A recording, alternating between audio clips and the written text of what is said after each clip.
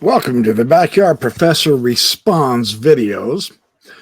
Back in 2005, Daniel C. Peterson, then the director of the Review of Books on the Book of Mormon for Farms, gave a fair presentation on secular anti-Mormonism.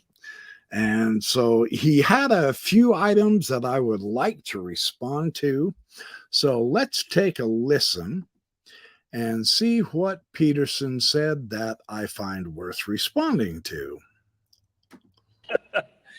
A prolific ex-Mormon, now atheist writer on Mormon historical topics, asked last week whether he was planning to attend this fair symposium, responded that no, he wasn't.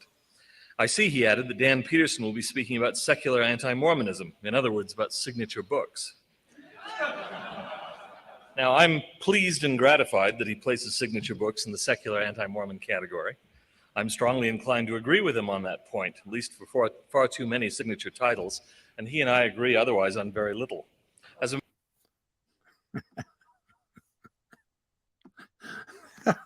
I find this amusing. Anybody who comes to a different conclusion than Daniel C. Peterson is labeled an anti-Mormon. I mean, that was the essence. That was the bread and butter of his apologetic throughout his career.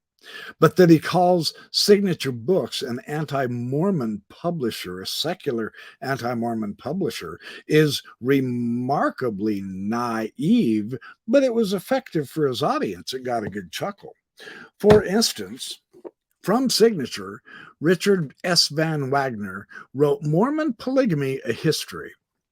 What I found about this book that is so wonderful is it put together a lot of the information that the church, in its desire to tell the truth, because it is a church of truth, left out of its history. And so rather than being a secular anti-Mormon book, Richard Van Wagner's book was a much more pro-truth, inclusive book about what really happened in polygamy, unlike the current modern church, right? Another one is George D. Smith, Nauvoo Polygamy, but we called it Celestial Marriage, a very large book. This, too, brought out a lot of information and analysis concerning Joseph Smith marrying young little girls just a few months shy of 15 years old, as the church so lamely describes a 14-year-old, and other ways that Joseph Smith practiced polygamy and convinced the women with heinous practices, downright evil manipulations, with angels with swords threatening him, etc., so that he could have sex with other men's wives whom he first sent off overseas on a mission and then secretly married their wives. No, Daniel Peterson, you never taught that in Sunday school. And you never heard that in sacrament meeting, priesthood meeting, or Sunday school, because your church hid it. Is it anti-Mormon to produce the actual historic truth? To Daniel Peterson's naive understanding of history, of course. If it doesn't end up being faithful promoting, then it's anti-Mormon. But the faithful promoting history is an invented deception, of which Daniel C. Peterson then loves to tout that by the power of the Holy Ghost. He's going to repeat what the church says, of course. By the power of the Holy Ghost, you can know the truth of all things. And I know the truth of the history of the church. And all you know is the deceptive product that the church gave you and paid you as a paid apologist, a BYU scholar teaching Arabic. Therefore, the church owned you. It paid you to come to faithful scholar conclusions. Todd Compton in Sacred Loneliness. More on Joseph Smith's polygamy. Thank you, Signature Books, for publishing this, giving an entire different view that you never found in any of the Melchizedek priesthood manuals, because the church did not want you to know the truth. It wanted to deceive you into a light, sweet, wonderful. There are still Mormons today who don't realize that Joseph Smith himself practiced polygamy. A lot of them think Brigham Young began with it. That is not factual history. But to Dan Peterson, see, this is anti-Mormon literature because it goes against what the brethren want you to know. Yeah. Robert Rittner, the Joseph Smith Egyptian Papyri, the complete edition, Signature Books.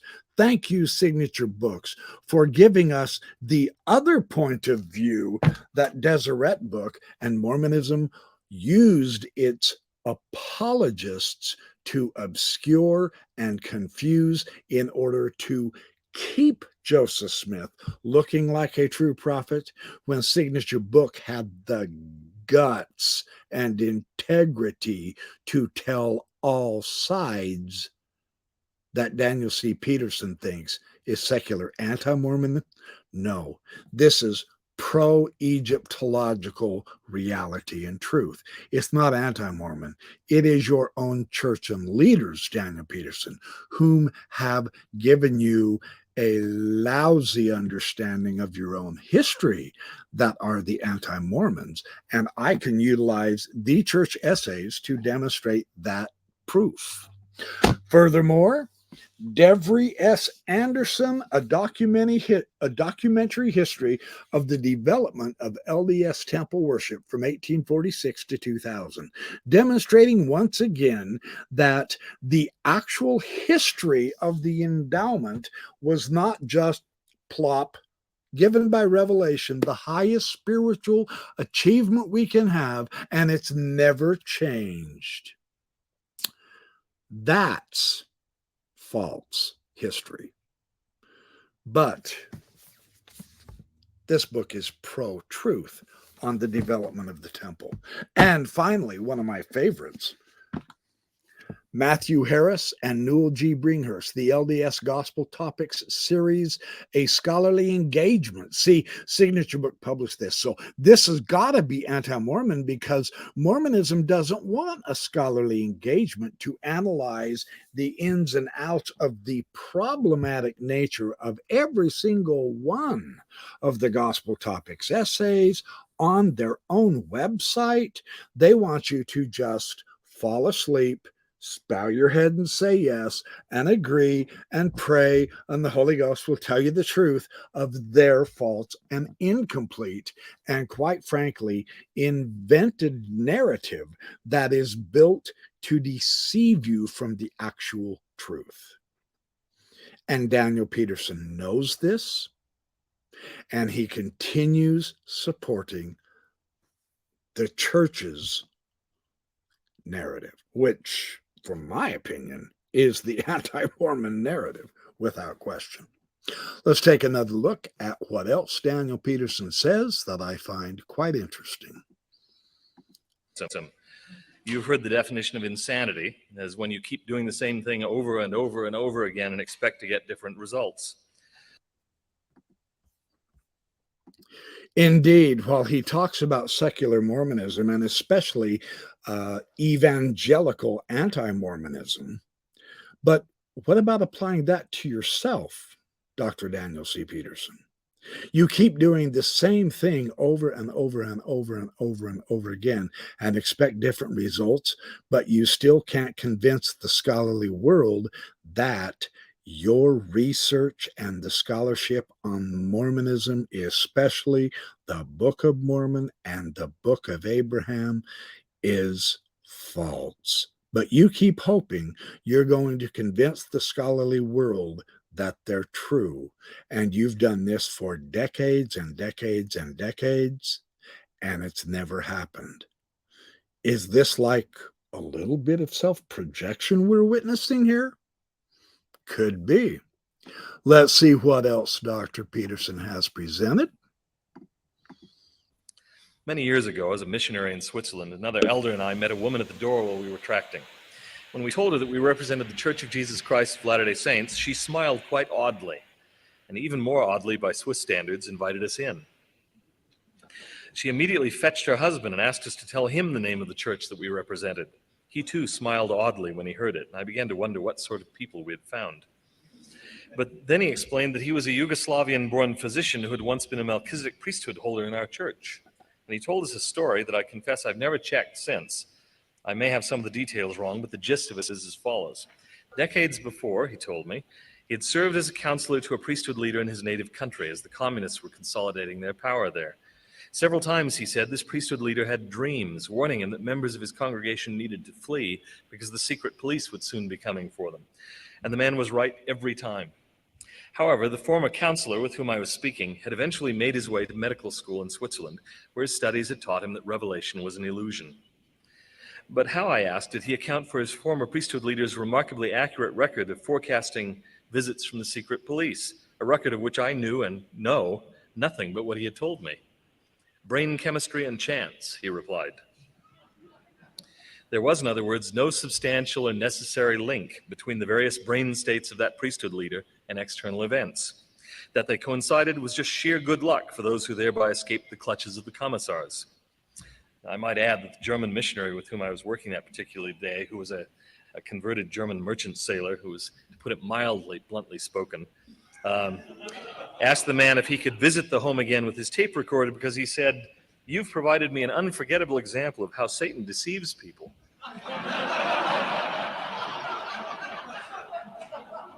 The man was visibly surprised by the plainness of his speech and agreed he could return and tape record the story.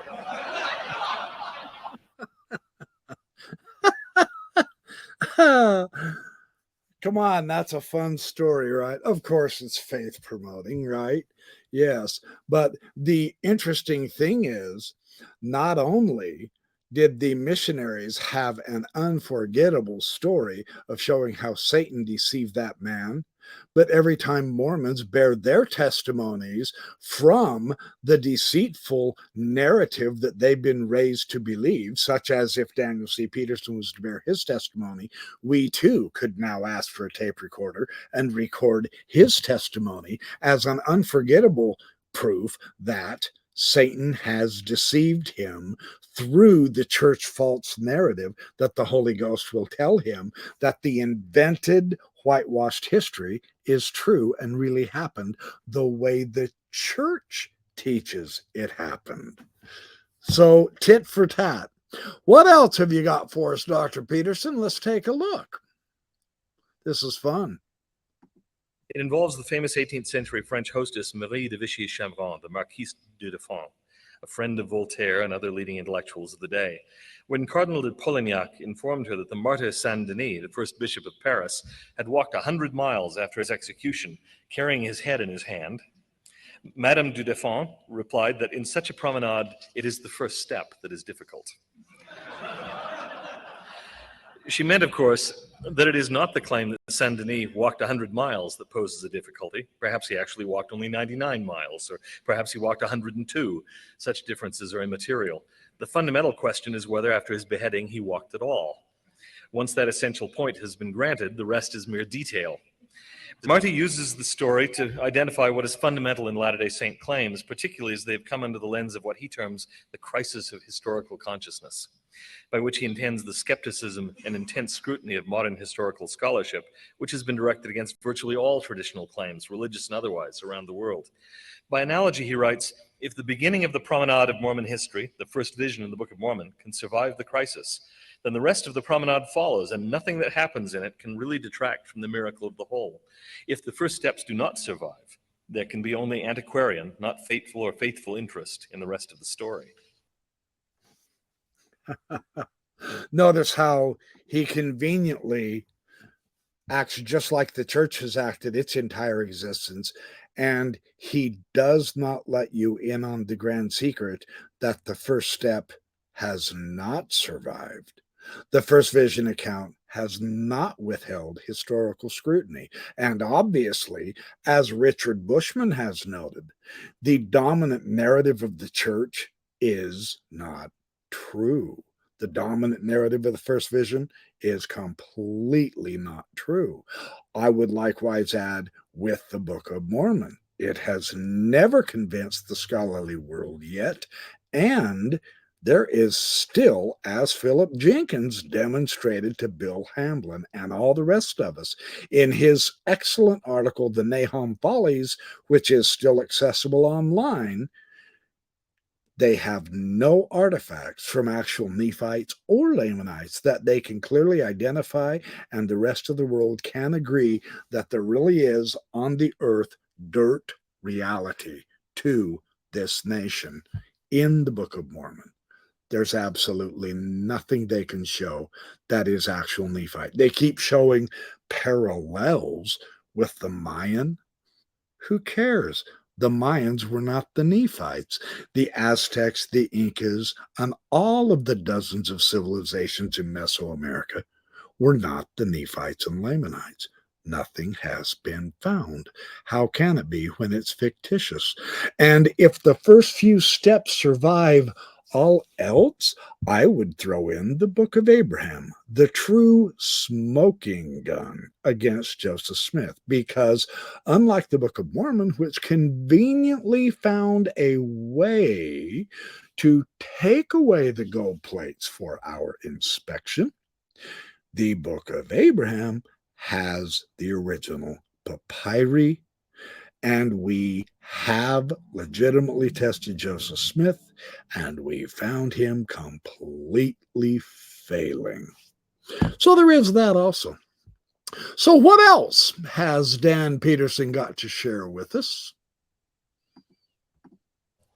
Just the other night, I was rereading the classic tale from the 1001 Nights of Aladdin and the Magic Lamp. I had to work in the Arabs here somehow. You probably remember the story. By means of the genie and his magic lamp, the impoverished young Aladdin has achieved unparalleled wealth and married the beautiful princess Badr al-Budur. But an evil magician from North Africa covets the lamp, and one day, while Aladdin is out hunting, comes to his palace disguised as a merchant who wishes to trade new lamps for old. The princess, knowing nothing of the power of the lamp and regarding such trade as a ridiculous no-brainer, surrenders her husband's nicked old lamp for a bright and shiny new one. We would, I firmly believe, be just as mistaken as she was to trade the lamp of the gospel for a new lamp that lacks its miraculous power. Thank you. You notice how he bait and switched? Very clever, these apologists. You always got to watch them sharply. I'm just saying. Yes, we would be very foolish to trade in our old lamps of magic for the new lamps because the magic is miraculous. But you notice that Joseph Smith's the only one that ever used his iPhone, his seer stone, to translate and see actual events occurring and find lost items, although those weren't the treasures because he never found the treasure. But they've had that seer stone all the way up to today, and none of these other guys have ever used it. Well, why is that? Because magic isn't working. But they want to use the analogy of the, say, seer stone and the iPhone as if that's equivalent. And they ridiculously continue to push that narrative that is not true as well. This shows how desperate they are. The magical worldview of Joseph Smith has as much credibility as that magical lamp of Aladdin because they are the same thing, inventions of human wish fulfillment and imagination. And that is amazing to me that Dan Peterson actually closed and chose to close his discussion with that really weak sauce ending of a parallel. Thanks for watching my Backyard Professor Responds videos. I'll see you next time.